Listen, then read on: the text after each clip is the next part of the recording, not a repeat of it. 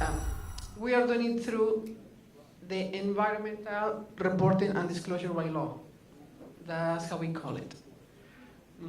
Why we do this? Well, there are many small and medium-sized businesses in Toronto that use and releases toxic chemicals. And okay, they are small industries, but many of these contributions could actually add up and be an important contribution of toxic chemicals. And well, we know that the toxic chemicals that we want to deal with are toxic, and we need, as a public health unit, we need to know the possible effects on the health of the Torontonians. And furthermore, this is a very old demand for the right to know by the communities. It's a very old, very old idea that finally it got solidified in a bylaw and eventually a program. And John knows that is very old idea, right? He's just like, yeah, right. Okay. Well, the idea is that by getting this information and disclosing it, we can have try to promote industrial changes with the aim of promote pollution prevention and the reduction of the use of toxic chemicals.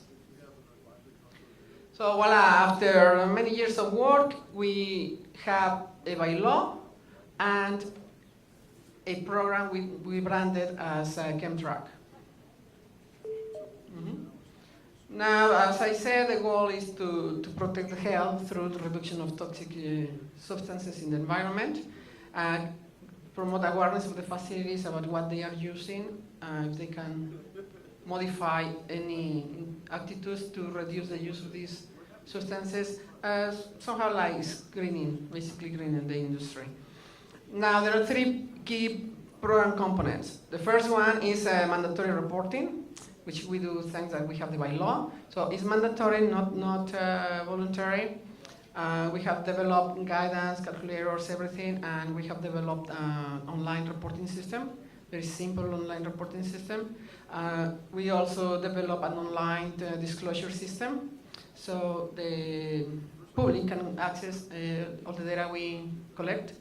And we are working on developing pollution prevention programs with guides, workshops, etc., to achieve the ultimate goal, which is to reduce the use and release of toxic chemicals. So basically, the bylaw includes 25 substances of concern for Toronto and requires the reporting of use and releases. So it's different to the PRTRs in terms that we do require the report of use, manufacture, or process, like the MPO as well. This is the list of our 25 chemicals, and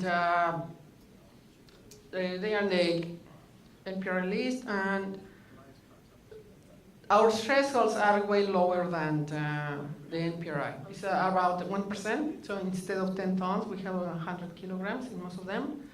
And we do not have the threshold for number of employees, therefore we can catch small facilities.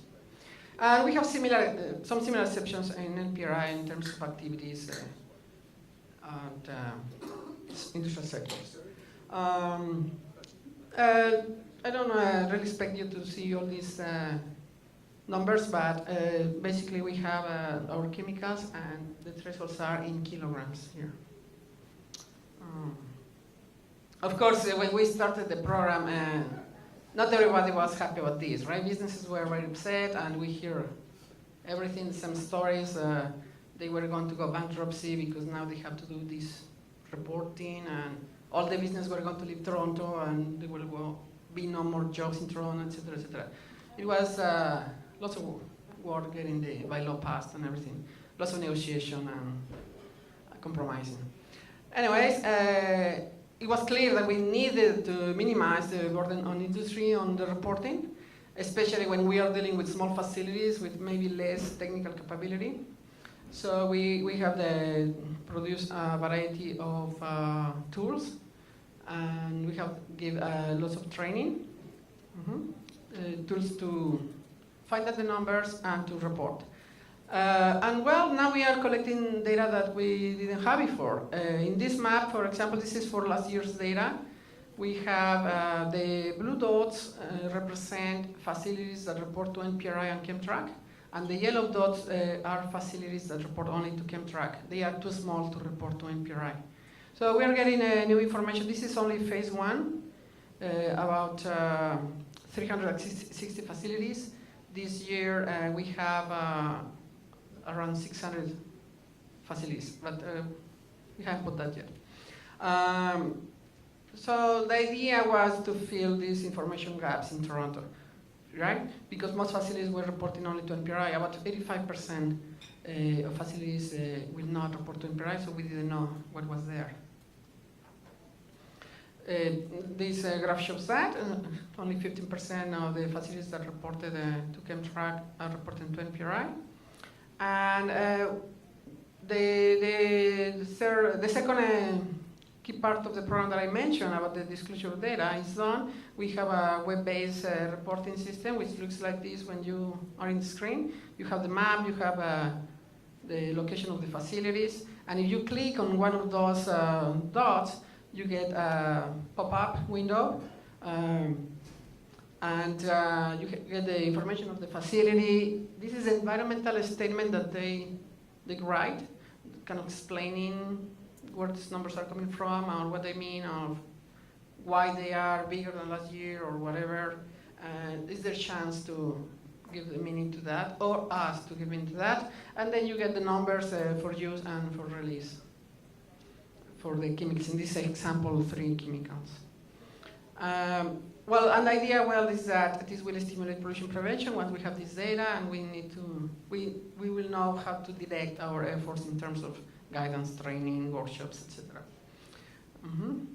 So we're working on that, creating guides, technical assistance, and well, the idea is that we benefit from having this program in terms of stimulation of pollution prevention and the reducing of use and release of toxic substances.